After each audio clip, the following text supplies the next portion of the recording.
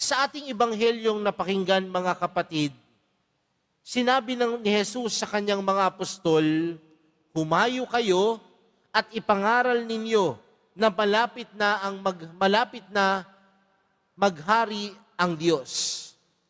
Mga kapatid, bilang mga apostol, bilang tagasunod ng Panginoon, alam natin ang naging tungkulin ng mga apostol. At ano po ang naging tungkulin nila? Samahan si Jesus. Samahan ang Panginoon sa lahat ng bagay na kanyang gagawin, sa lahat ng lugar na kanyang pupuntahan, kasunod-kasunod nila o kasunod-sunod sila ni Jesus. Pero tandaan din natin, mga kapatid, bago sila tawaging mga apostol, sila ay namumuhay ng simple. Ang iba sa kanila, mangingisda. Ang iba sa kanila, may kanya-kanyang hanap buhay. Pero mula nang tinawag sila ng Panginoon, nagbago yung kanilang pananaw sa buhay.